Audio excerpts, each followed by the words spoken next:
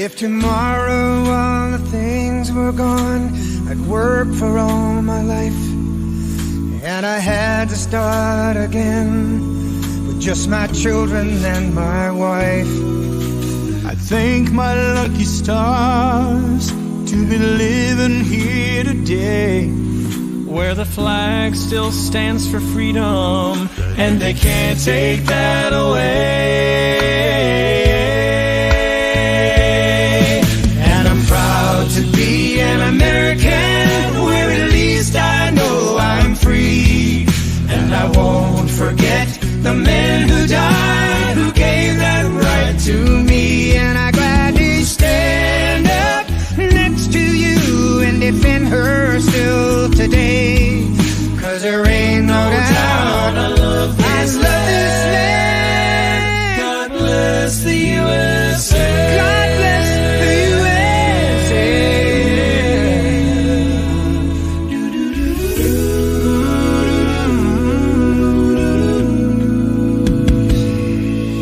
From the lakes of Minnesota to the hills of Tennessee, across the plains of Texas, oh, from sea to shining sea.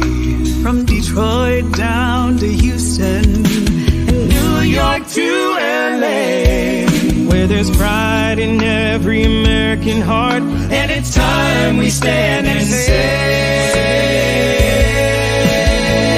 oh, and I'm proud to be an American, where at least I know I'm free. And I won't forget the men who died, who gave that right to me. And I'd rather stand up next to you and defend her still today.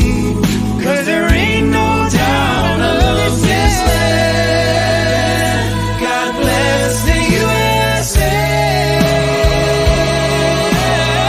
God bless this country. And I'm proud to be an American, where at least I know I'm free. And I won't forget the men who died, who gave that right to me. And I gladly stand up Next to you and defend her still today. 'Cause there ain't no doubt I love this land. God bless the USA.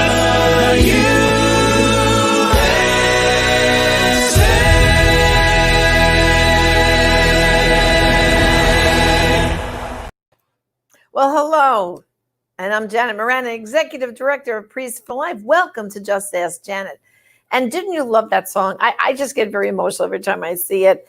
And I think, we're going through so much right now with this undecided election and the recounts happening.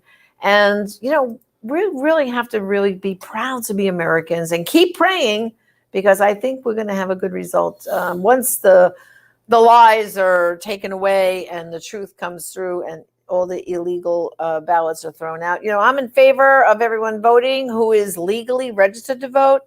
And I'm all in favor of counting all the legal ballots that were cast up to and including November 3rd. And so I heard they threw out some ballots in Pennsylvania already that were, done after that. So we just have to be patient and pray, and justice will prevail, because a lot's at stake, because if we don't get this right, people are going to lose confidence in our system of electing candidates. So let's keep the prayers going.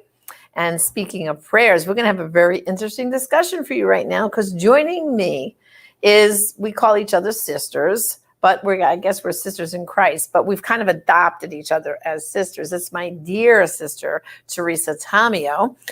You see her, of course, with me on the Catholic View for Women. But before even coming to the Catholic View, Teresa was in secular media, and then she gave all that up a number of years ago and just does Catholic media now. And she has a great radio program on EWTN radio every morning, Monday through Friday, called The Catholic Connection. She is absolutely awesome.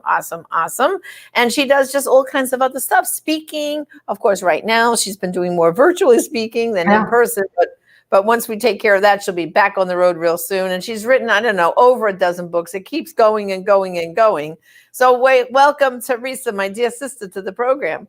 Hello, Sister Janet. I love the name of the show, Just Ask Janet. It's adorable. And it's great to be on with you. I need a jingle, right? I need a jingle.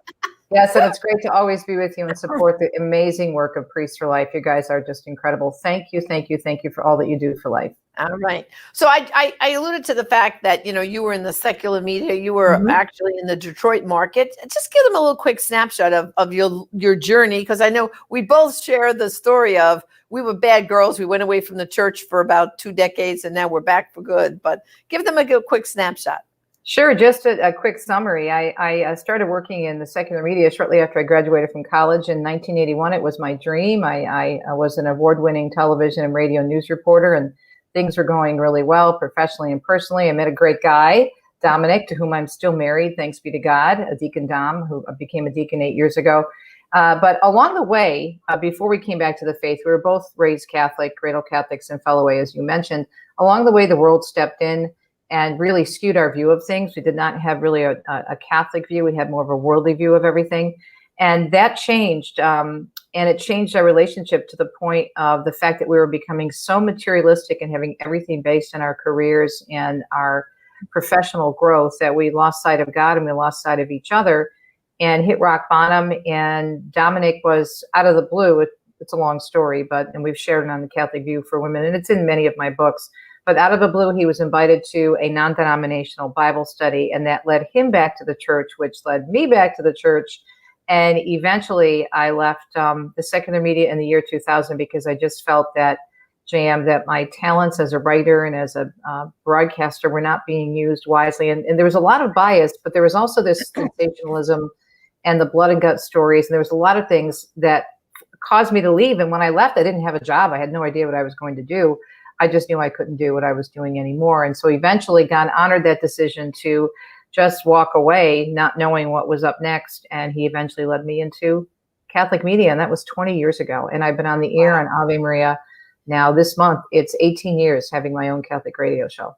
So, and it's awesome. And, if you currently, brothers and sisters, have not listened to Teresa, I highly recommend Monday morning, tune your dial, go to EWTN.com, click on the radio little symbol there, and you can listen to Teresa live every morning from 9 to 10 a.m. nationwide, right? And it's perfect. Yes. Yeah. And she has the best guests. Sometimes even Father Frank and I are on her show. But yes. She covers all. I mean, I know you've been going. Your Italian temper's been going crazy between what the Pope said and the McCarrick report and come on, she's been going nuts. But she has great guests on to talk about these topics. So I highly recommend tune into Catholic Connection Monday through Friday, 9 a.m. on EWTN Radio. You won't be sorry. And if it's on, you can get EWTN too if you have Sirius satellite in the car too, I know. Yes. So, yes. Channel 130 on Sirius, yeah. And then, of course, you and I first met on a Catholic Answers speakers cruise. I was there with Father Pavone, and that's when we first met. I think it was, my goodness, it must have been all the way back, I think, in 2005 or 2006. It was way back. Maybe even earlier than that. I thought it was 2004, maybe? I don't know. Yeah, maybe. Shortly after I started working at Catholic Radio. I started working there in 2002. So I think it was right around that time, Jam. It's been a while. It's been a long time. But, of course, see, Teresa, she currently lives in Michigan. But her family's originally from Jersey City. Jersey City. Course, you can tell by my accent. I'm a New Yorker, born in Brooklyn, et cetera, et cetera. So we have that East Coast fire in our guts. And so we, connected instantaneously, didn't we? I think we became best friends by the end of the cruise, and the rest, as they say in history, we just hit it off. And I had known of the work of Father Pavone. I had heard of you as well because I had seen you at various events, but that was the first time I was able to spend some quality time with the two of you and to be able to attend Mass every day with Father and hear his homilies. It was just fantastic. But, your idea was the Catholic View for Women, and eventually EWTN, thanks be to God, agreed that it would be a good idea. And gosh, how many seasons have we been doing the show now? I can't even remember. We're actually going in December, ladies and gentlemen, to tape our new season that will air in the spring, and that will be season number 13. Wow.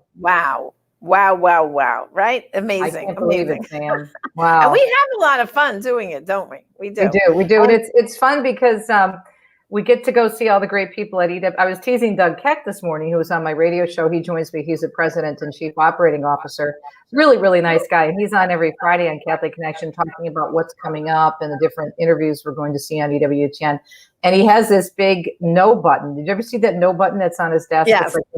And so you'll like stick your head inside and you'll just, hi, Doug, and I'll hit the no button and it'll yell no. So the people are really fun down there. They work really hard and they do everything on such a shoestring budget. It's amazing the amount of work that they produce, but we love going down there. It's just a blast to be with everybody at EWTN. Right. And we'll be doing that, oh my gosh, in a few weeks. I can't believe it. Yes. Yeah.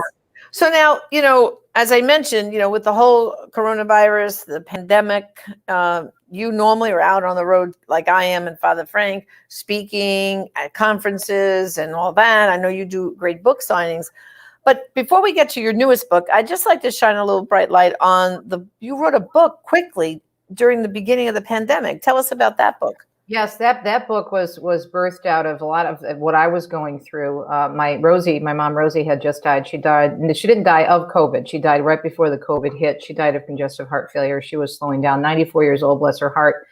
And as everything was happening, I just felt the Lord telling me to put out a resource for people because we were starting to really shut things down and people were struggling. Catholics were questioning, wondering what was going on. Mass was shut down for so many months in many places. And so I just sat down and it poured out of me and it ended up being a book. The book is called Conquering Coronavirus, How Faith Can Put Your Fears to Rest. I wrote that book in about a week. It just, again, poured out of me. And I was in my office. And where could they get that book? Amazon.com or my website. My Amazon.com. And I want to mention when you said, because I knew Rosie, her mom was a hoot. Her mom was a hoot. And you're right. She didn't die of the coronavirus, but what was very sad was because of the restrictions. First of all, you had to wait over a week, I think it was, from the time she died till you had her burial, and you couldn't even have a funeral mass for your mom. No, we couldn't. Right? We couldn't have a funeral mass until July. The end of July, we had a funeral mass that we were able to, thank God, live stream. So many of my friends who couldn't be there, including yourself, you were able to watch. But that was, I think, the hardest thing for me, and I put that in the book because. Again, she didn't die of COVID, but when she did die at the funeral home, when my father passed away, it was incredible. They had so many people come to the funeral home that they had to put out, I don't know how many other chairs, because my father was in the choir and everybody loved him and he was such a sweet pea. And everybody knew my mom. They knew both my mom and dad because they were active in our parish. We moved to Michigan when I was about 5 years old, and my parents got very involved in the parish and were in it, for decades. And so my father's funeral was amazing. The funeral mass was amazing. The choir was there. The funeral home was packed to the gills. And when we were sitting there in the wake for my mom, we were only allowed immediate family, JM. So there's only about 10 of us because we have a lot of relatives still on the East Coast. And I turned my head and I got all choked up because around the corner was the room where my father had his wake. And again, people were overflowing into the hallways and it was packed to the gills. And there's Rosie, and there's 10 of us. And I just, it was very, very difficult, very difficult. And then we couldn't even have a much graveside. We had a graveside service, thanks be to God, with Monsignor, our pastor, but the mass didn't come until months later. So there was a double grieving for us because in addition to losing her, we didn't have the usual beautiful Catholic sending off that we do. So that was tough. It was really tough. And you know what, Teresa, you're not the only person. I know quite a few people experience the same thing. And I think for our viewers right now, you're probably, identifying with this story because I know so many people said there were plenty of people who were dying of natural causes during this whole pandemic. And now suddenly this was thrust upon them. You mean my family member can't have a proper funeral mass? I mean, because you always found the funeral mass so comforting, right? Yeah, to have that casket brought into church, the blessing, all that stuff. We're used to those rituals as Catholics, and they're comforting. And to have that all stripped away. Yeah. I mean, it's been terrible, I think, during this whole pandemic that not to be able to have a proper funeral mass, I think for so many Catholics was, and like you said, then it's a double whammy because then you're going to grieve. And that's one of the reasons I wrote the book, because the first book, COVID, which came out in May, because it was really a catharsis for me, because I just needed to really work through all that for myself. And I'm thinking about, if I'm going through this, there's probably a whole host of my listeners and other people out there, Catholics, who are going through the same thing, obviously, because even if people weren't dying from COVID, they still had deaths in the middle of that, right? Because people die every day. And so that was something I thought I could write and I didn't think that it would still be useful now. We all thought we'd be over this by now. But the book is seeing somewhat of a resurgence. And again, if people want it, they can go to Amazon, Conquering Coronavirus, or they can go to my bookstore on my website, which is teresatomeo.com. But yeah, I wrote that very quickly, and it's really helpful because at the end of each chapter, there's questions. There's also an extensive resource guide of prayers and and I wrote it not just about coronavirus, though. I wrote it about suffering. I wrote it about getting through difficult times. So coronavirus is kind of like the overall idea of, okay, we're going through this incredible crisis, but this isn't the only suffering we're going to have. I mean, if we're on this earth, this is not heaven, and we're going to go through bad times. There's going to be ups and downs. So what do we do as Catholics? And to build on the resources and to draw from the resources that we have in the Catholic Church. I think people, if they haven't heard about the book, Conquering Coronavirus, I think they'll find it very, very helpful.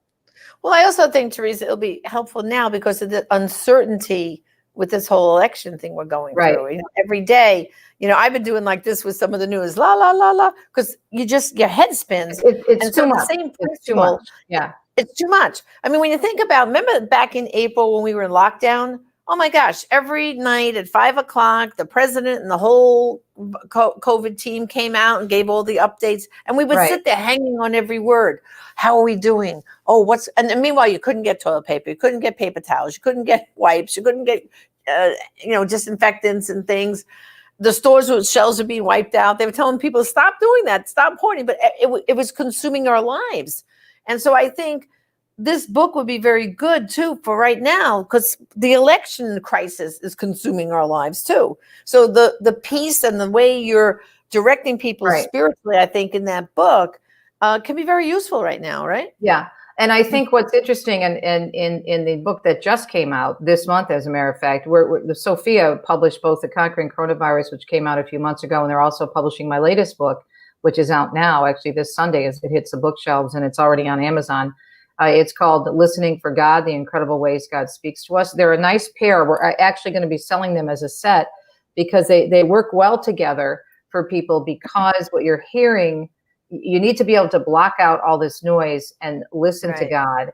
I'm not saying that you shouldn't keep up on the news, but you have to learn how God speaks to us, because right now people are so overwhelmed, especially Catholics. We're punch drunk in terms of what's pending in the election, possible attacks on pro-life causes, marriage, all the things we care about so deeply. So the COVID book, in combination with Listening for God, The Incredible Ways God Speaks to Us, I think will be very helpful and uplifting, because in the latest book, I share my own stories of miraculous ways God has spoken to me through scripture, through other people, through even angels. I had a very powerful angel experience when Dominic and I were in Italy a few years ago, and I share that. And then we hear from very well-known media personalities in the Catholic world, such as Al Cresta and Steve Ray and Kelly Walquist and Joan Lewis. And then we hear from a lot of average folks, average Catholics, lay Catholics. I don't want to say average in terms of that they're not great people, but I mean, they're lay people. They're friends of mine, or they're people that I know have really incredible stories. One of my friends is a longtime pregnancy resource center director, and she has a really cool story in there called The Accident That Was No Accident. And it's how she kind of gave up. A young woman came into her office, and she was abortion minded. It was her first day on the job as the head of the pregnancy resource center.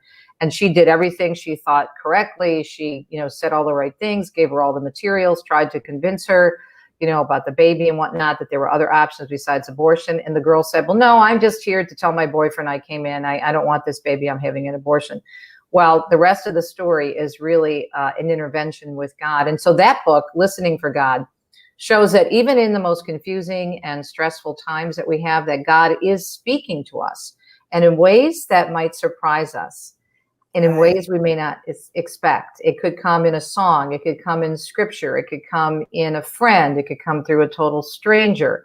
It could come, Al Cresta's story is really cool about how he had an affirmation about something that he decided to finally do from a store clerk. So all of these ways that God answers us if we are only able to listen. So Sophia is putting together a special package, a Christmas package for readers. You'll be able to get the COVID book and also the Listening for God book together. But to check them out, you can go to order them. You can go on Amazon. They're both available. And to get more information, there are summaries on my website under my bookstore at teresatomeo.com. That's great. So now, Teresa, you just wrote the coronavirus book, in the spring, and then what did you do? Jump right into this book right after that? Yes. I mean, you really did this in incredible, like I would call this almost light speed, right? Writing these books, no? Yes. Although I will say I'm a little different than most people in the sense that when you're trained, and I'm not bragging. I'm just saying what I do for a living. If you talk to anybody who was a reporter and had to crank out stories, 3, 4, 5, 6 stories a day, which is what I did for 20 years. And then when I was in radio news before my TV news, I was doing several newscasts, writing them all myself. So turning out a lot of written content is something that we're trained to do. Now, a book is a whole different ballgame. I get it, but this is my, I think it's my 15th or 16th book. And what I have to say that the Listening for God book, because people were contributing stories, I have 5 or 6 stories of mine in there. I have a couple of chapters on how to hear from God, with what the church says about tuning into God and what our saints can teach us. But it was a little bit easier. I mean, the people contributed half the book. So that was done fairly quickly. The other one was quick as well, but this one was not that difficult because I had all these great contributors. But I love to write, and since I can't speak, Dominic says I keep writing books because I can talk longer. It's another way for me to talk. So I mean, I love to write. I've been a writer ever since I've been a child. So yeah, I've never cranked out 2 books in 1 year, so it's probably a record for me. But what the heck? I wasn't traveling, so I might as well put my time to good use. And that's one thing we've all discovered right now with not traveling. I mean, I haven't been I got off my last plane on March the 9th. Okay. And this Monday, I'm getting back on my first plane during this whole crisis. I'm going out to California to see my grandkids, and I'll be out there I'll work from my daughter's house, Mm-hmm. So I'm a little nervous, haven't done this in so long, and all the precautions. It's fine. I flew, as you know, in September. Deacon Dom and I took off for a week's vacation. And I'll tell you, JM, it was actually better than because you and I travel all the time. We're always on planes. We're always speaking, going somewhere. And you and I probably were equal in our traveling 3 or 4 times a month easily, if not more. Right. And I think it's actually a lot better because it seems to be, I mean, the airports were always clean, but it seems much more sanitary, even in our famous Delta Club, because you and I travel so much, we're members of the Delta Club. It seems just a lot more sanitary, and the planes are cleaner, and the lines are not as long, and it's very safe, very, very safe. I had no problems. And I'm flying again down to meet you in Alabama in a few weeks. So yeah, people should not be afraid. They should be willing to get out there and enjoy it and do what they can. And Teresa, that's why I think these 2 books are going to help people. The phrase you just said, "Don't be afraid, be not afraid," be not afraid, like St. John Paul II is. Because, I even spoke to Dr. Ray, our good friend, Dr. Ray Garundi, about this. And he said, what's happened is people have gotten paralyzed with fear because of the coronavirus, because of having so many months being in some states, everybody was in lockdown in April. And then some states, they let people, out a little bit more. But other states, they kept them locked down for months, like with very strict things. And you couldn't do this and you couldn't do that. And now to venture out with some people, you have to almost convince them it's okay to go out now. It's okay. Yeah. And, so I think your 2 books are very timely because, it's a spiritual battle here we have to have, with ourselves to say, if you're doing all the right things, if you're doing the hand washing, if you're taking your supplements and your vitamins to boost your immune system, if you're eating healthy, if you're using hand sanitizer, you're wearing your mask when you're among other people, you're doing everything possible not to get coronavirus. I mean, what else are you going to do? And the good news really is, excuse me, I think now it's 98% recovery. Is the statistic now. 98%, you're correct, yes. 98%. So brothers and sisters, this is not what it was back in March and April when they were playing catch up. Let's find out about this and see what's going on. And now we know. And some of the myths back then of where you had to wipe down boxes that they got delivered, leave them out for 24 hours, all that they said, well, no, that's not how it's spread. It's the droplets, it's in the air and all that. So I think, your book, I can't wait to get my copy, to be honest, of Listening for God. I'm going to be ordering it and get it because I think we all need that comfort right now in our lives to go deeper and spiritually and trust in God, because he's got our backs. We're going to get through this just like other crises. I think back, Teresa, and you might recall this too, for September 11th. Of course, I was in New York at the time. And there was a paralyzing fear that we had to overcome. Were the terrorists still on Staten Island or still in Manhattan?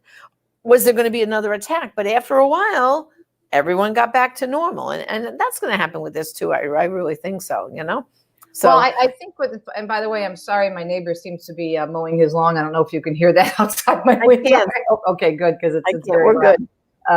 For me, but hey, what are you going to do? This is what we do during COVID. We do everything from home. But the thing that's frustrating to me is that the media are giving us.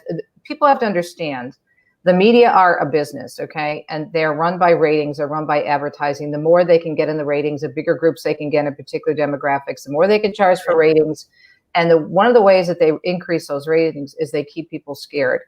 If they can keep you scared, they're going to keep you tuned in. As a matter of fact, we used to have consultants coming in the newsrooms and doing these, team meetings, saying that there were certain types of stories that we had to have in what they call the first bag or the first 5-10 minutes of a newscast. And that a lot of it had to do with fear. And obviously weather was really important, but there had to be something to get someone's attention. So it's kind of like the whole thing with, like going down a freeway and seeing a car crash where people are going to be gawking at it or whatnot. So the media are built on fear in the sense that they try to keep your attention. So what you have to do is, we're not supposed to have this spirit of fear according to Scripture. You have to use our God-given common sense. Nobody's saying not to be careful. Nobody's saying not to be cautious, obviously, but it does not mean that you can't go about your lives while being safe. And even the experts that I've had on my show, Deacon Dr. Timothy Flanagan, who's amazing. He's been working with all the Catholic physicians around the country. He says we have to get back to living.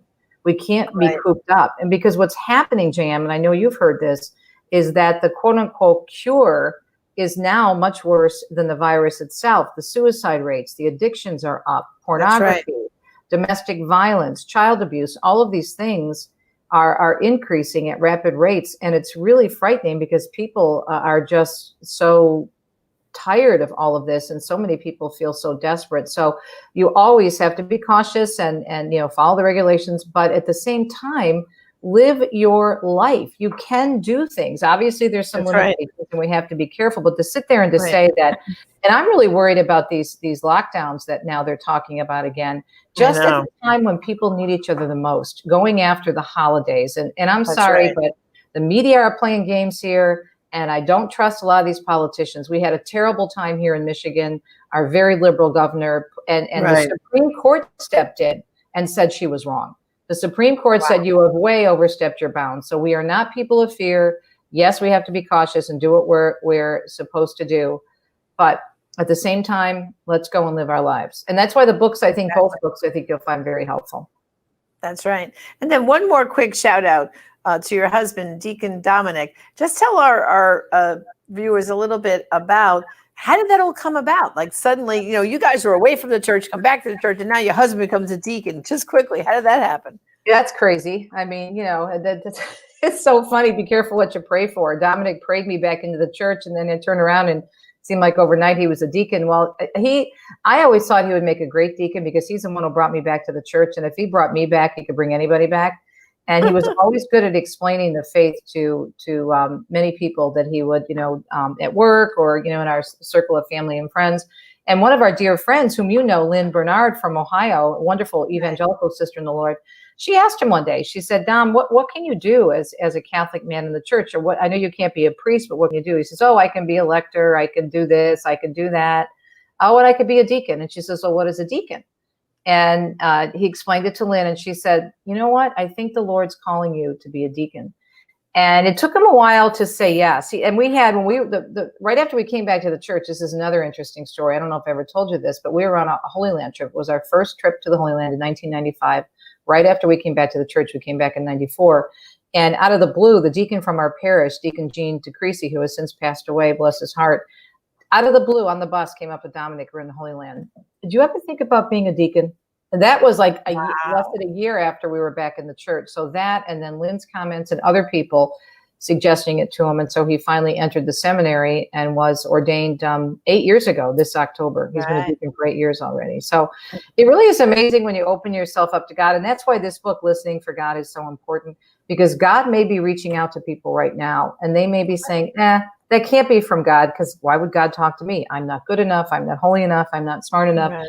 But what the book does is it walks you through all these different circumstances, and each one is very different about how God chose to speak to a particular person at a particular time in just the way they could be reached because of their unique identity and their unique set of circumstances. That's right. Well, first of all, I know I was at Deacon Dom's ordination, so it was Father Frank. Yep. beautiful. It was gorgeous. It was wonderful. And it's been an amazing journey for you, for Dominic, and for me. And I'm hoping real soon I'll come out and visit you in Michigan. Your room is still waiting for you. It's there. Okay. So finally, just for our viewers here, the 2 books, it's the coronavirus, Conquering the Coronavirus. It's Conquering Coronavirus, How Faith Can Put Your Fears to Rest. And Listening for God. Listening for God, Incredible Ways God Speaks to Us. Now, both are from Sophia Press, the Sophia Institute Press, and I have the books in my bookstore at teresatomeo.com. You may also order them from Amazon. Okay, perfect. But to get the 2-book deal, they have to go to what's Sophia's website? Sophia's working on that. That's not ready yet, but if you want, it'll be up in about a week. I'll let them know that we talked about it, and they'll put it up probably even sooner. So, but yeah, you're seeing my website right there. So take a look at that. Yep, look, there they are. Yay! Okay, my 3 latest. And then books. there's another good book, Beyond Sunday. I mean, that's a great book too. So you really want to check out all of Teresa's books. For those who are stuck at home and can't get out as quickly as you can, all these are great reading. And so I highly recommend them. I've read most of them. I got to read the latest 2. I'll get to those. But Teresa's books are just, they're very easy to read, but at the same time, very inspiring. So yes, I write the way I talk. I write very fast and I speak very fast, but just as you and I are having a conversation now, it's exactly how I write. I don't. That's right. Right through the book. Basic. Boom, boom, boom. Boom, boom, bada boom, bada bing. Bada bang. Okay, well, Teresa, thank you for joining me today on this program. I just loved having you here. And brothers and sisters, I'm just going to tell you that we have a special treat for you.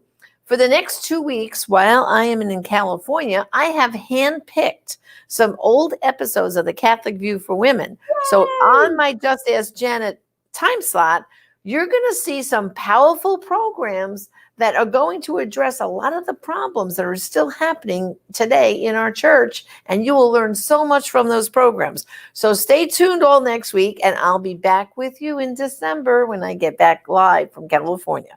Okay, so for now, this is Janet Morana, Just Ask Janet, saying goodbye. God bless.